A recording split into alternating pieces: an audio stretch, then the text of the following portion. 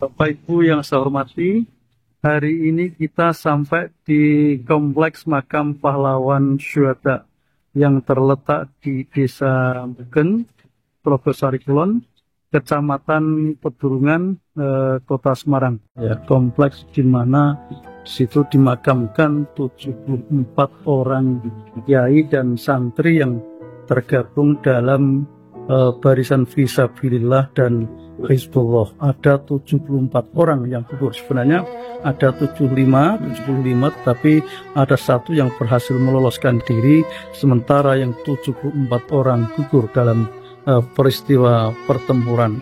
Jadi ceritanya begini, di bulan Desember tahun 1946 itu jadi di sini ini kan di samping rumah yang namanya rumahnya Pak Haji Mustafa, di situ adalah markas Fisabilillah dan markas Hizbullah. Sementara di agak bagian timur itu ada markas dari TKR, Tentara Keamanan Rakyat. Nah, kebetulan satu saat salah seorang anggota TKR itu berpacaran dengan seorang perempuan yang cantik itu, tapi usut punya usut ternyata bahwa perempuan itu adalah dia adalah mata-mata Belanda, dan akhirnya tahu bahwa markas TKR itu akan diserang. Maka kemudian para anggota TKR itu kemudian mereka lari meninggalkan markas mereka. Sayangnya bahwa kawan-kawan dari TKR itu mungkin karena tergesa-gesa atau mungkin karena jadi tidak menginformasikan rencana serangan dari Belanda yang waktu itu sudah sampai di Kaligawe. Jadi Belanda bergerak dari arah Kaligawe menuju ke arah Desa Mugen di sini. Jadi lupa memberitahukan kepada kawan-kawan Hizbullah dan kawan-kawan Sabilillah yang berada di markas mereka di rumah Pak Haji Mustafa. Pak Haji Mustafa ini salah seorang warga Mugen yang dia termasuk orang yang kaya, rumahnya agak besar dan terbuat dari kayu jati, dan disitu kemudian dijadikan sebagai markas Hizbullah. Dan akhirnya kemudian setelah teman-teman TKR lari itu kan kemudian Belanda tidak menemukan musuh kecuali yang ada di dalam ini, jadi kawan-kawan Sabilillah dan kiai-kiai yang ada di Hizbullah dan di Sabilillah itu. Di situ kemudian jadi rumah yang di dalamnya berisi 75 orang itu kemudian dikepung oleh Belanda dan dihujani dengan mitralyur,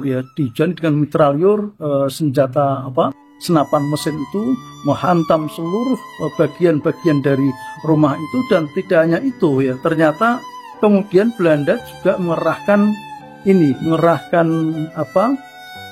pesawat tempur mereka, cocor merah Mustang, yang cocor merah itu juga menghantam dengan tembakan-tembakan dengan senjata mesin itu menghantam rumah itu Akhirnya kemudian semua yang ada di dalam itu kemudian kocar-kacir dan ada sebagian yang keluar, tetapi semuanya kemudian tertembak dihabisi, dibantai, ditembak dengan peluru Belanda itu, dan hanya satu orang yang kemudian bisa meloloskan diri. Satu orang itu namanya Pak Haji Ali dari Sragen yang sekarang beliau sudah wafat, sudah meninggal dunia Jadi makam ini meskipun ini hanya satu makam, tapi isinya itu adalah 74 orang kiai dan santri. Jadi dimakamkan jadi satu. Ini dulu makam ini yang membuat itu Belanda. Jadi setelah Belanda itu kemudian masuk ke rumah ini dan menghabisi semua yang ada di dalam rumah, dan akhirnya kemudian dibuatkan makam. Jadi makamnya satu liang lahat. Jadi cara menggalinya dengan menggunakan dinamit. Jadi dinamit itu dipasang di depan rumahnya Pak Haji Mustafa itu, ditaruh di tanah dan kemudian diledakkan. Akhirnya kemudian ada lubang besar itu, maka di lubang besar itulah kemudian semua pejuang, para kiai dan santri yang bergabung dalam Hizbullah dan Sabilillah itu kemudian mereka dimasukkan, diseret, dimasukkan di situ dan kemudian diuruk, ya, dikebumikan di situ. Masyarakat desa waktu itu, masyarakat desa mungkin tidak tahu ya, karena desa ini sebelum serangan itu sudah pada ini. Jadi masyarakat desa sudah pada mengungsi ke daerah Grobogan. Jadi mereka kayaknya sudah ada gejala-gejala bahwa desa itu akan diserang oleh Belanda. Tetapi mungkin yang PKR dan kemudian Sabilillah dan Hizbullah itu mencoba untuk bertahan di situ. Ya. Jadi ini 74 orang ya, 74 orang, tepatnya 72 orang kiai dan 2 orang santri. Pada tahun 1960 itu masyarakat itu pemerintah ya, pemerintah itu kayaknya memberikan penghargaan kepada jasa para pahlawan itu, dan mereka berinisiatif, pemerintah berinisiatif untuk memindahkan makam itu yang gugur itu 40 diantaranya kemudian itu jasadnya pada tahun 1960 dipindahkan ke makam pahlawan Giri Tunggal yang ada di depan Polda itu ya, di depan Polda, dan tapi masyarakat setempat kemudian minta agar itu tidak diteruskan yang 34 biar di sini, biar nanti sejarahnya tidak hilang di sini. Jadi kalau semuanya nanti dimakamkan di Taman Makam Pahlawan, maka masyarakat mungkin nanti akan kehilangan jadi bukti-bukti sejarah itu. Jadi 74 orang kiai dari berbagai dari berbagai daerah ya. Ada yang dari daerah Solo ya, Kiai Anwar itu dari Solo, kemudian Kiai Tohar itu dari Boyolali, kemudian ada yang dari Sragen, ada yang dari Karanganyar. Jadi 74 orang. Jadi kayaknya mereka sedang rapat untuk membahas strategi tempur melakukan perlawanan terhadap Belanda. Tetapi sebelum mereka menyerang Belanda, ternyata mereka kemudian sudah didahului diserang oleh Belanda dan gugurlah para pejuang yang semoga saja Allah senantiasa berikan maghfirah kepada beliau yang tertutup di sini. Bapak Ibu, ini adalah sedikit dari 74 orang kiai dan santri yang gugur di rumah Bapak Haji Mustafa. Jadi ini nama-nama yang sempat jadi ada Kiai Haji Ma'ruf, itu beliau ketua barisan kiai se-Jawa Tengah ya. Kemudian ada Kiai Anwar dari Solo, Kiai Tohari dari Boyolali, kemudian Kiai Sarju, Kiai Hasan Anwar, kemudian Kiai Subakir ya. Kiai Subakir ini dari Klaten ya, dari Klaten. Jadi hanya itu nama-nama yang sempat karena mereka ini adalah para tokoh, para kiai yang memang memimpin perlawanan di daerah masing-masing, dan mereka datang ke sini itu kayaknya sedang rapat koordinasi untuk membahas strategi penyerangan terhadap basis-basis pemarkas Belanda. Jadi karena waktu itu bukan sedang kosong ya, jadi warganya pada mengungsi di daerah Grobogan. Jadi ketika habis terjadi peristiwa itu kemudian dikuburkan di depan rumah itu masyarakat belum pada tahu, dan baru tahu beberapa hari kemudian. Jadi setelah mereka pulang di sini baru tahu bahwa di sini dimakamkan 74 orang kiai. Karena itu ya wajar kalau kemudian nama-namanya tidak banyak dikenal oleh warga sampai sekarang.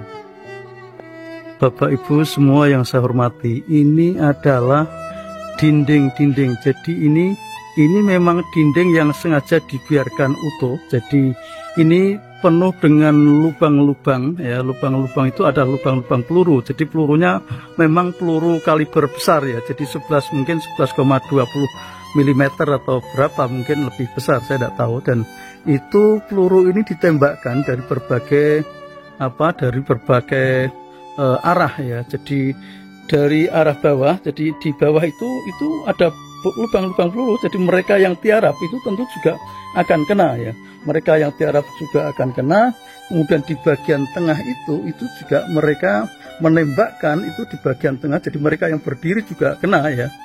berdiri juga kena, dan kemudian di bagian atas itu juga, bagian atas itu memang ditembakkan, jadi mereka yang berada di atas itu juga akan kena. Jadi ini adalah rumah Pak Haji Mustafa. Saya rasa kalau rumahnya begini pada tahun 1946 itu ya kira-kira beliau termasuk orang yang kaya lah dengan punya rumah begini. Jadi di sini ada 74 orang yang gugur ya, yang gugur di dalam pertempuran pada tanggal 11 Muharram tahun 1366 Hijriah itu. Tentang waktu peristiwa itu memang agak sedikit jadi beda informasi ya. Jadi masyarakat mungkin sini mengatakan bahwa serangan terhadap rumah Haji Mustafa itu terjadi pada hari Minggu 11 Muharram tahun 1366 Hijriah, dan itu bertepatan dengan tanggal 5 Desember tahun 1946 Masehi. Tetapi ketika saya konversi itu ternyata harinya 11 Muharram 1366 itu bukan hari Minggu ya. Jadi masyarakat sini mengatakan bahwa peristiwa terjadi di hari Minggu, tetapi saya konversi tanggal itu ternyata harinya bukan hari Minggu tetapi hari Kamis ya. Jadi tidak tahu mana yang benar, tetapi soal waktu saya rasa tidak masalah. Yang jelas bahwa memang terjadi pertempuran yang dahsyat di rumah Haji Mustafa yang menjadi basis perlawanan masyarakat santri dan kiai yang tergabung di dalam barisan Hizbullah dan barisan Fisabilillah.